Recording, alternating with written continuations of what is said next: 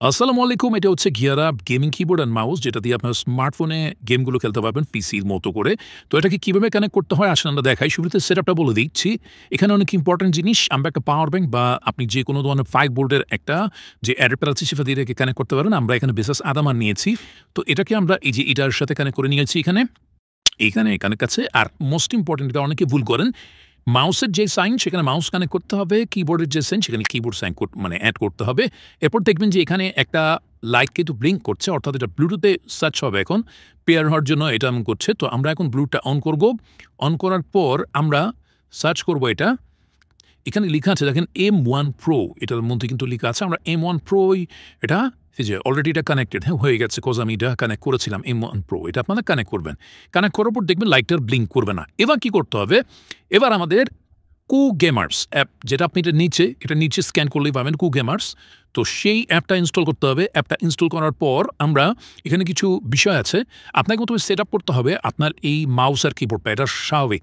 ওকে, যে কু গেমার এই দেখেন এই হচ্ছে অ্যাপটা, একটু দেখে নেন। এই কু গেমারটা আপনাকে ইনস্টল করতে হবে। ইনস্টল করার পর আপনি ওপেন করে এখানে উল্টো আছে আপনি ফেলে পড়েন শিফনটা এই যে পাবজি। আমরা মেনলি পাবজিটা এখানে দেখাচ্ছি আপনাদেরকে যে পাবজি, কজ অনেক ধরনের গেম আপনারা খেলতে পারবেন, ফ্রি ফায়ার সব কিছু প্রিসেট এখানে আছে।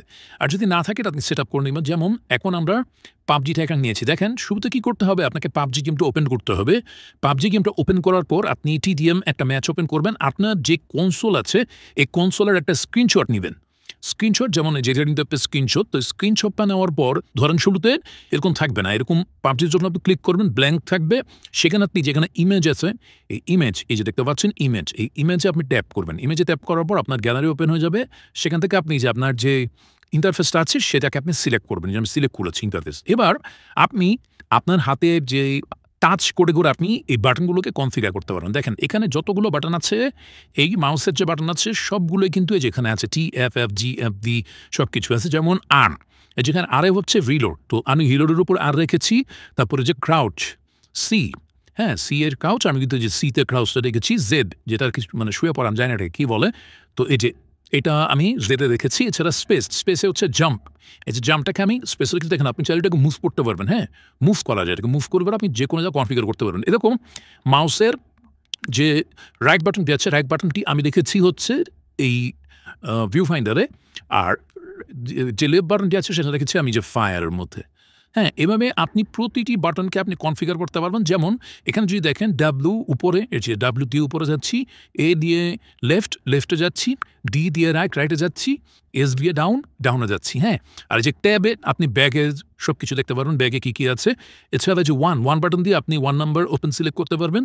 তারপরে এভাবেই যে এই বোমের জন্য আমরা 4 ইউজ করেছি। দেখেন এখানে কিন্তু 4 অলরেডি কনফিগার করা আছে। এখানে যেইগুলো কনফিগার করা আছে আপনি সেভাবে মিলিয়েই আপনি এটা সেট আপ করে ফেলবেন। সেট আপ করার পর যখন এটা সেট আপ হয়ে যাবে তখন আপনাকে প্রেস করতে হবে সেভে। এই সেভে আমরা ট্যাপ করবো, সেভড হয়ে গেছে, ক্লোজ। এবার আমরা বের হয়ে যাবো এখান থেকে। বের হয়ে আমরা পাবজি গেমটা ওপেন করব।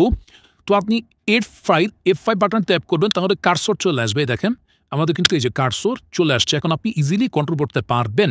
তো এটা খুবই ইজি। এই যে আমি এখন গেম একটা ওপেন করবো। ওকে, আমরা এখন এখানে যে এরিনা ট্রেনিং আছে, এখানে আনর্যাঙ্কড এরিনা, ওকে ট্রেনিং সিলেক্ট করা আছে। আমরা এটা একটা গেম ওপেন করবো আর আপনাদেরকে দেখাবো।